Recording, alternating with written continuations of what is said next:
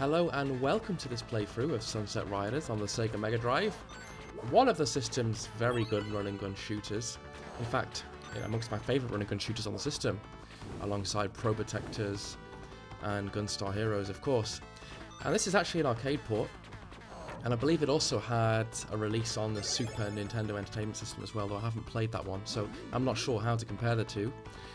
It is a very challenging game, and you may know that I've decided to try and play through and complete all of the Sega Mega Drive games in my collection. Kind of as a way of fully experiencing them, and as a way of focusing more intensely on the games and getting the most out of them, and trying to limit that kind of desire to constantly be buying new things when you haven't actually made the most of what you already have. So you may have seen I've done some Mega Drive Master videos before, playing through Castle of Illusion and Alien Storm and Shinobi as well, which is a very hard game.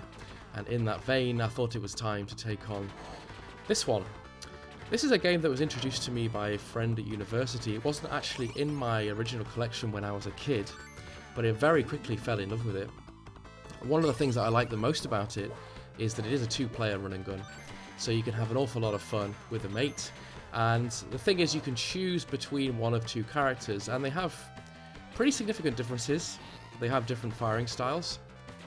The first one, Billy, kind of has two more conventional pistols, and Cormano, who I prefer to play as, he's got these riot guns, kind of like shotguns. He looks very, very cool, I think. He's got a sort of Mexican hat as well. This is the first of two sections where you've got to jump on herds of buffalo. I guess that's a cowboy thing to do. A little bit weird that you can essentially just jump fully over the top of the buffalo onto its head, but there you go. And I take my first hit there. Now, I said this game was very challenging, and it's taken me maybe 3 weeks of practicing in order to be able to beat it with a single credit. But even with all that practice, if you play this game 100 times, you will find that you can die in 100 different creative ways, because it's just a very difficult game. There's a lot going on screen, and it's very difficult to know exactly what to do. So that's between each of the levels you get a wanted poster for the boss. First boss is Simon Greedwell, who I think used to be a landlord of mine when I lived in Balham, actually. A guy who's kind of obsessed with money. Kind of like maybe a greedy land baron or something. And you see also the amount of money up for offer. So I guess these guys are kind of like desperados or bounty hunters, cleaning out criminals in exchange for cash. I really like the saloon doors in these earlier levels. It's quite funny. You go in there and a woman comes out dressed in, what's she, in stockings and little love hearts. I guess these guys are kind of popular with the ladies. It's a little bit tongue-in-cheek and all pretty harmless and quite fun. Now you'll see there that there are guys hiding in doorways waiting for you to go past, and definitely lost a lot of life to those guys when I was first starting out, and now I kind of learned to check the doors. Other thing you'll have noticed there is that I'm picking up stars. Those stars that are dropped are what you need to access the bonus stages between the level batches. And like many Mega Drive games, the bonus stages are as important as the main levels. And the reason being that they are your chance of getting extra lives. I've found that with many Mega Drive games. Same with Aladdin, same with Lion King. If you don't have good bonus stage game, you're going to find the whole experience a lot more difficult. And here I drop down because I know a guy's going to come out of that door there, so I just make sure that I clear it. Now, these melee guys who run up to you can be quite deceiving. You would think that a melee guy that's slow is not going to be able to get you, but they pull out their blades very fast, and you've got to be quick to clear them. Right, here he is. It's time to pay, he says. He's protected by these two barrels, so the first thing I do is stand under and clear the barrels, and when they drop, you've got to slide to the right. Demonstrating now the fact that anything can happen. I've practiced this boss so many times, and very often can clear him without a single hit. But then once you start losing your way, it can all feel like the wheels are falling off. Anyway, I do manage to claw it back with a few well-timed slides. Once you've played this guy a bit, you start to memorize the sequencing order that the guys come out of the windows, which helps. And now I know there's no more coming. I'm just trying to get him to aim in a way that gives me a free reign of shots at him. So I kind of make a little bit of a meal of this one. Maybe it's recording nerves, but he goes down eventually. Scatters coins everywhere. And I think there's one last little coin that just trickles out of him here. Bury me with my money, he says. Greedy right down till his last moments. And we've got this lovely little ditty to celebrate the end of the stage. Do, do, do. Love it. And then we get a tally. Now, if you're playing with 2 players, you get to see who damaged the boss the most. You got a bit of a competition element, but we don't have that here. Anyway, 93... Oh, lots of dollars. Right, special stage. Basically, the lady that you save chucks coins, which are obviously not that relevant, and lives at you. And actually, it can be extremely generous with lives. Now, it is quite tricky to know exactly where you are in alignment to the stuff that's being dropped. I think it's his hat. So if you can kind of swerve his hat onto the pickups, then you're laughing. Anyway, you can see that I got 3 there. And that basically makes up for the lives that I dropped in that boss rather clumsily. Right, now we have the train stage, which is extremely fun. And it adds a new challenge. And the new challenge is here. Whoa!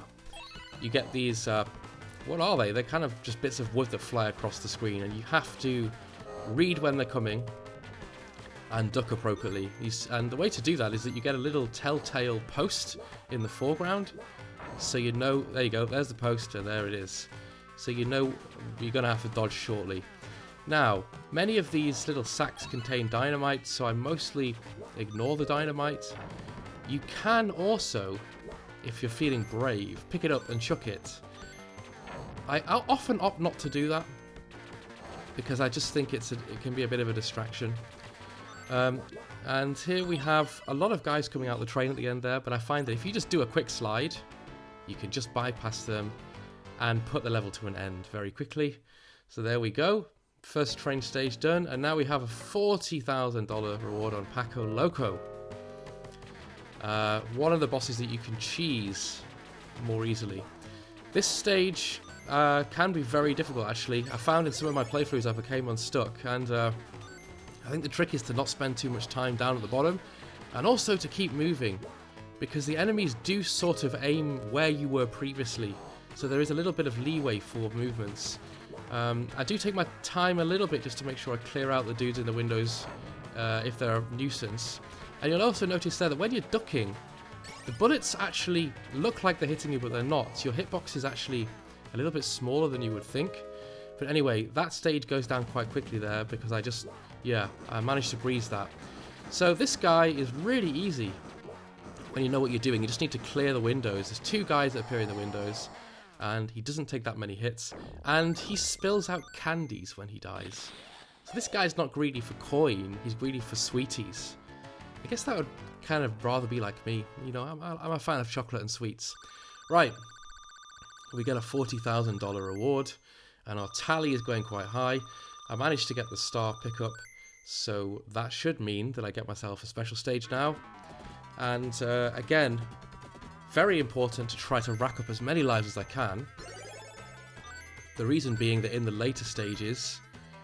Oops, drop one there. Lose my way a little bit. Don't think it matters because I get most of them, but yeah. Very easy to lose sight of them. She's pretty darn generous. Look, 4 lives. So I'm now way above the number of lives that I started with. Just kind of cashing them in the bank. Right. Now we have the Native American level, and this is tough level. They have bows and arrows. One of the weaknesses of the arrows is that you can actually fire. You can fire them out of the sky if you hit the angle dead on. One of the tricky parts is that they have fire, and fire in this game is extremely dangerous. Not only because of direct hits, but also because if anybody's set on fire and they run at you, you will also catch fire, and it's very dangerous. You'll also notice that there are many hazards on this level, including boulders that fall out of the sky. You get a bit of warning because the screen starts rumbling, but it's a whole extra thing to just pay attention to. And he says that just at the right time. I managed to get squashed by one there. It has to happen at least once per playthrough. You get squashed by a boulder. If only just to see the amazing animation of a two-dimensional, flattened character. I think this game has got a great sense of humour. Right, here's the end of the level, the collapsing bridge. I tend to just take it a little bit easy just to clear the two guys down there. And then we get 3 appearing at the end. I love the waterfall effect there. I think that might be palette shifting the way they've done that, but it looks really, really good. Might look even better on a nice old CRT, but I like it. Right, let's see who the bounty's for this time. It's Chief Scalpin. 60,000. Dead or alive on him, actually. Yeah, you see there? I love the animations when people get burned. Yep, I managed to get myself scorched. That was just to show you guys what it looks like, obviously. Good job I have that cachet of 1-ups. But the more lives you lose, the more the stress starts to pile on. You start to wonder, do I have enough in the bank for the horrible last levels and the boss? Take another squashing. And now I start to wonder, are the wheels falling off again? Is this going to be a bad run? I'm still on more lives than I started with, which I think is alright. Decide to ignore that guy. And now we come to the monorail. It's not a monorail, is it? What is it? It's a little moving platform thing. And you get the opportunity to jump off to the bottom left and collect some power-ups, and actually a 1-up and a star. So it's really important to figure out how to do this. But it can be a little bit janky in terms of figuring out the angle. Took a bit of practice, but yeah, you just gotta wait until the angle opens up. If you jump too early, even though you know the cliff is there, you just randomly fall to your death. That was a feature in old retro games. There you go, that's the 1-up. I'm feeling pretty good about that. That I make up for some of those boulder squashes that happened. And I don't think I even bother to jump off here. Nah, no point. I think it's just coins in those. Cheeky final guy comes at me. And now we descend into the third boss, who I think is actually by far the easiest boss. He's much more predictable, as long as you kind of stay away from him. Me ready for powwow, he says. He licks his dual dagger. And yeah, he kind of has a shinobi-style spread shot of daggers, but you just have to slide away and make sure that he doesn't land near to you. If he lands near to you, then he's got a melee attack that you don't want to be meeting. He can block your shots with his daggers, but he also takes quite a few. Now he goes into the second phase, where he basically just goes a little bit more frantic, but the attack is still the same pattern. Very nearly got hit there, but managed to just slide out of the way. And I don't think he can have too much more left in him. He's doing his best to block off the shots. And he goes down, and he drops diamonds. Expensive diamonds. This bit always amused me. She says, "Don't shoot my brother. He's only following orders." Pleading for mercy, and he says, "All right, ma'am. We won't shoot him." But I'm like, you have just been literally filling him full of lead for the past 5 minutes. Which is kind of, I found that quite amusing. Anyway, that's the end of the third stage down. We're getting pretty rich now, Kumano. Pretty rich. And this is my chance now to really fill up on lives that I'm gonna need, because I'm gonna take many hits on the final level, I'm sure. I just find the final stage quite hectic, and can only really do it if I manage to stock up on 1-ups. It's interesting, actually, you can only see the first 6 lives, so you actually don't fully know how many you have. Just adds an extra element of surprise, which is a bit weird. But we know we got 5 extra there, and you just kind of have to hope that you have many in the bank. I know that I do have many in the bank, but I don't know exactly how many. Right, here we go then. The last couple stages throw enemies at you left, right and centre continually, and we see some new enemies as well. The dogs making an appearance. Feel sorry for the poor dogs, they don't stand a chance against a gun. Little sticks of dynamite occasionally drop out there. Not too much trouble with those. I think we got some more doggies coming. Now, this is a mistake on my part, because if you shoot that dynamite too early when the thing is off screen, it doesn't blow it up. So from a previous run, I was trying to be cautious there and accidentally take a hit from a dog. Now the problem with that is that now I've got the lowest grade of power-ups. This wall takes absolutely ages to destroy. I was like, that was a rookie error, man. Why would you have to make a mistake there? Anyway, it does go down eventually. And now I need some power-ups to get my rapid shot back. Now, the problem with this level is that it's the positioning of the enemies vertically because of the stairs. You end up much more susceptible to shots. You can see that I managed to do a nice little dodge there. Aside from the slide, you also have the dodge on the spot, which is a little bit trickier, a little bit cockier. Tried to do it there and failed, but you see what I mean. It's like a little hop on the spot. Already now feeling under pressure, taking a hit quite early in the stage. That guy does come back out. Yeah, and you also get guys hiding in the bushes up above, so you really are taking it from all angles, so to speak. And yeah, I really take advantage of the fact that when you're hopping up and down on buildings, roofs, you are temporarily invincible, so it's super important to just toggle. Make another mistake again there, get shot in the back. And there you see that actually if you duck a lot of the time, you actually are low enough, even though you don't look like it, to dodge. Decide to sack that guy off in the window. Just leave him to it. And here we make it to the end. Still have many lives in the bank, I think. And we receive our kiss. And now we get the final reward for Sir Richard Rose, which I accidentally skipped a bit too fast there. Sir Richard Rose is quite the gentleman. He's kind of like a Bond villain. He's worth a lot of money. And he is an unpleasant boss, as we're about to find out.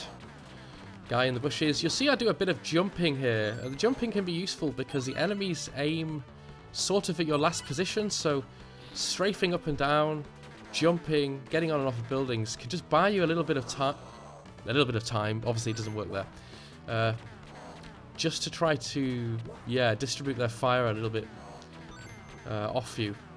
I think there's a guy about to pop out. Yep, here.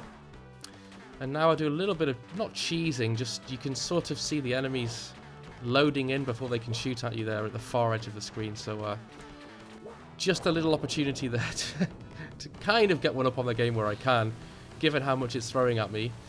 I also take this bit a little bit slowly. There's a guy hiding kind of behind a plant pot there, which is really unpleasant and has killed me many times in the past. Oh, just to get lucky there with well, not get lucky, let's call that skill. A very tight bit of strafing, demonstrating just how good I am at this game. Megadrive master indeed, he says. You're only as good as your last dodge, and that was a terrible dodge. Because the bullets go kind of slow, it's possible to turn away from them and actually almost end up into trouble because you're running back into it, if that kind of makes sense. Anyway, I'm coming now down to the number of lives that I started with, and I'm sort of wondering if I got enough in the bank for Sir Richard Rose. Yeah, this bit here, we get a lot of guys coming out of the windows. So again, I take it a little bit cautiously, make sure I clear the dudes coming from the left. And I sort of, yeah, you see how I'm back turning because I think there are guys coming out. There actually aren't. And here we have the red carpet and the roses and the final boss, who is a pain in the posterior. Cheerio, old chap.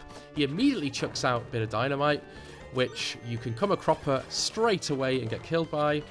And he starts out sort of hiding behind his little table and his roses. So I just try to buy myself a bit of an angle to take that down.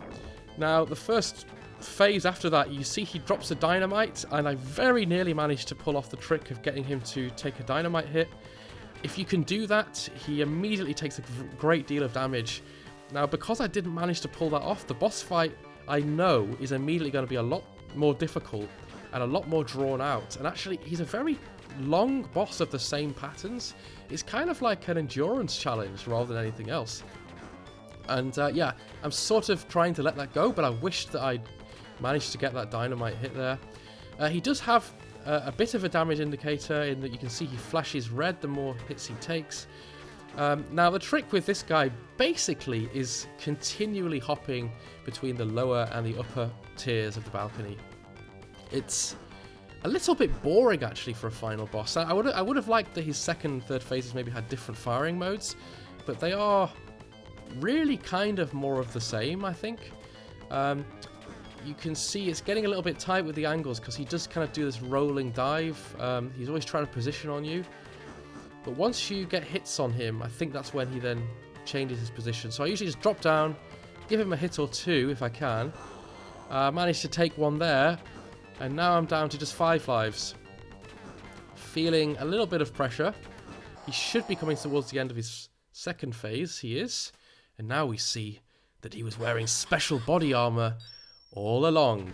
Off it drops. Another little bit of dynamite there just for posterity. And yeah, I'm pretty sure this is exactly the same as the last phase. I'm just trying to work out an angle on him now. I don't want to be too tight. So just playing the old hopping trick. Up and down hopping. Keep it going. Ooh, a little bit tight there. I managed to dodge that, but then I start taking hits. It's just because it's so long a fight, your concentration has to stay up. And now I'm really thinking, oh my god, do not fluff this up.